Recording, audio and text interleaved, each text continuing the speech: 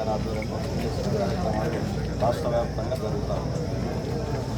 అందులో భాగంగా మన శ్రీశైలం నియోజకవర్గంలో బండాత్మకూరు మండలంలో ఈ యొక్క నిరసన కార్యక్రమాన్ని భారీ ఎత్తున ఎడ్ల బండ్ల ద్వారా ఆఖరికి డీజిల్ మోసుకునే భారం ప్రజలు భరించలేరు కాబట్టి ఈరోజు చంద్రబాబు నాయుడు చెప్పినట్టు కాలినడకన ప్రయాణం చేయండి, లేకపోతే సైకిళ్ళ మీద తిరగండి, మోటార్ సైకిళ్ళు వాడద్దు, కార్లు వాడద్దు. ఆయన కొడుకేమో ఫ్లైట్లు స్పెషల్ ఫ్లైట్లు వేసుకొని తిరగాల, ఆయన కొడుకేమో 10 వాహనాలు పెట్టుకొని తిరగాల, చంద్రబాబు నాయుడు ఏమో 20 వాహనాలు పెట్టుకొని తిరగాల కాన్వాయి, మంత్రులేమో విదేశీ యాత్రలు తిరగాల.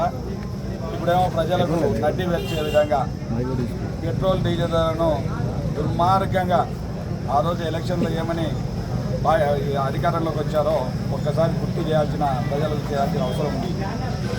ఆ రోజు చంద్రబాబు నాయుడు గారు, ఆయన కుమారుడు పవన్ కళ్యాణ్ గారు రాష్ట్రంలో మేము అధికారంలోకి వస్తే డీజిల్ ధరను తగ్గిస్తాం, రాష్ట్రంలో వ్యాటును విపరీతంగా గత ప్రభుత్వం ప్రజలపైన మోపించి వ్యాట్ అని చెప్పి ఆ రోజు చెప్పడం జరిగింది. ఆ రోజు చెప్పడమే కాకుండా మేము అధికారంలోకి వస్తే మేము వ్యాట్ను తగ్గిస్తాం, అదేవిధంగా డీజిల్ పెట్రోల్ ధరను తగ్గిస్తాం అని చెప్పి మేనిఫెస్టోలో కూడా చేర్చడం జరిగింది. ఆ మాటలను తుంగలో తొక్కి అధికారంలోకి వచ్చిన తర్వాత దుబారా ఖర్చులను రాష్ట్ర వ్యాప్తంగా ఈరోజు ఈ యొక్క డీజిల్ పెట్రోల్ ధరలను పెంచడం వల్ల 3,300 కోట్ల రూపాయలు సంవత్సరానికి ప్రజలపైన భారం మోపుతూ ఉన్నారు. గతంలో కూడా మనం చూసాం, ఎన్నో రకాలుగా పెట్రోల్ ధరలను పెంచడమే కాకుండా గతంలో గ్యాస్ ధరలను పెంచడం, విద్యుత్ ఛార్జీలను పెంచడం, రైతులకు ఇస్తున్నటువంటి యూరియా ఫర్టిలైజర్స్ ధరలను పెంచడం, అదేవిధంగా ఈరోజు ఈ యొక్క పెట్రోల్ ధరలు పెరగడం వల్ల రవాణా రంగం కుదేలయ్యి ఆటో వర్కర్స్ కావచ్చు, లేకపోతే ట్యాక్సీ డ్రైవర్లు కావచ్చు, ఇండైరెక్ట్గా రవాణా రంగం పైన భారం అయ్యే పరిస్థితులు కనపడతా ఉన్నాయి. ఇప్పుడు చెప్తా ఉన్నాం, ఈరోజు ఈ యొక్క ప్రభుత్వాన్ని గద్దె దించేదాకా మోసపూరితమైన హామీలతో ఈరోజు గద్దెనెక్కిన చంద్రబాబు నాయుడు గారు మీరు ఇచ్చిన హామీలు ఏంటి? ఈరోజు రాష్ట్రంలో మేము ఒకటే డిమాండ్ చేస్తూ ఉన్నాం, మీరు ఖచ్చితంగా ఈ యొక్క రాష్ట్ర ప్రభుత్వమే ఈ యొక్క భారాన్ని వ్యాటును తగ్గించి ఆ భారాన్ని ఈ ప్రభుత్వమే భరించాలి, ప్రజలపైన మోపడం న్యాయమా అని మేము ప్రశ్నిస్తూ ఉన్నాం.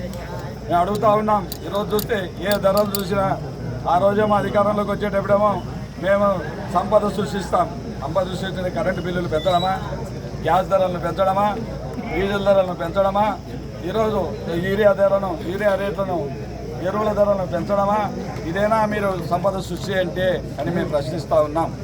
కాబట్టి ఈ రాష్ట్ర వ్యాప్తంగా నిరసనలు ఈరోజు ఇవే రేపు రాబోయే రోజుల్లో మీ ప్రభుత్వానికి, మీ యొక్క ప్రభుత్వం కూలిపోవడానికి త్వరలో మీకు ఆసన్నమైంది.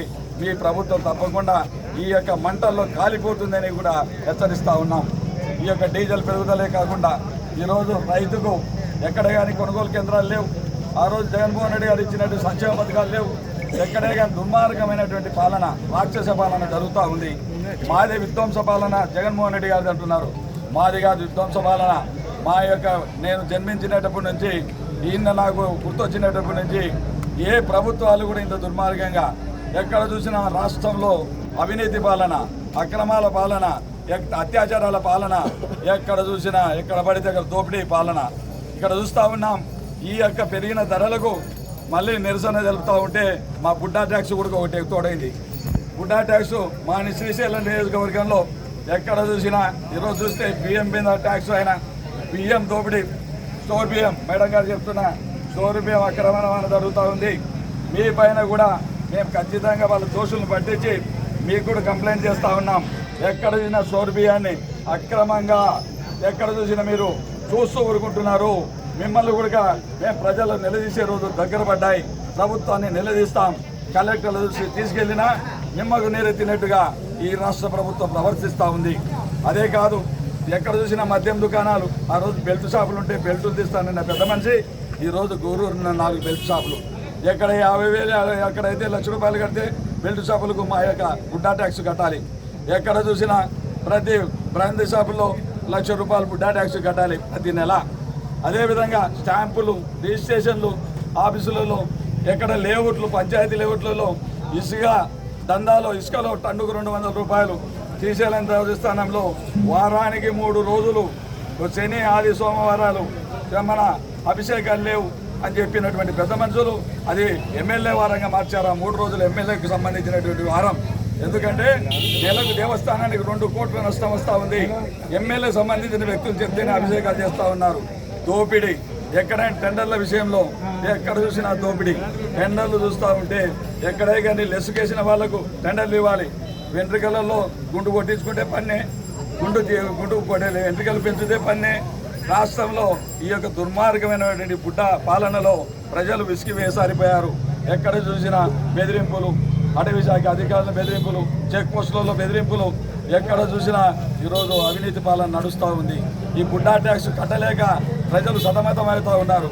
ఎక్కడ చూసినా ట్యాక్సులే, బుడ్డా ట్యాక్సులు ప్రతి దేవస్థానాల్లో ఉన్నాయి, ప్రతి ఒక్క డిపార్ట్మెంట్లో బుడ్డా ట్యాక్సులు ఉన్నాయి. ప్రతి అధికారి దగ్గర వెళ్తే బుడ్డా ట్యాక్స్ కట్టి పనులు చేయించుకోవాల్సిన పనులు ఈరోజు దాపురించింది. కాబట్టి ఈ ప్రభుత్వ మెడలు వంచి రేపు రాబోయే రోజుల్లో ఈ ప్రభుత్వాన్ని గద్దె దిగేదాకా పోరాటం చేస్తాం. యూరియా చూస్తూ ఉంటే ఎక్కడ చూసినా యూరియా కొరత ఉంది. యూరియా ఈరోజు కూడా మార్కెట్లో ఈరోజు దొరికే పరిస్థితి లేదు. తెలుగుదేశం నాయకులు చెప్తేనే యూరియా ఇస్తూ ఉన్నారు. ఎక్కడ చూసినా రసాయనిక మందులు, ఎక్కడ చూసినా తెలుగుదేశం నాయకులు చెప్తేనే ఈరోజు మందులు అందజేస్తూ ఉన్నారు. ప్రభుత్వం గుడ్డి నిద్రపోతూ ఉంది. అధికారులు కూడా పిచ్చెలవిడితనం ఎక్కువైంది.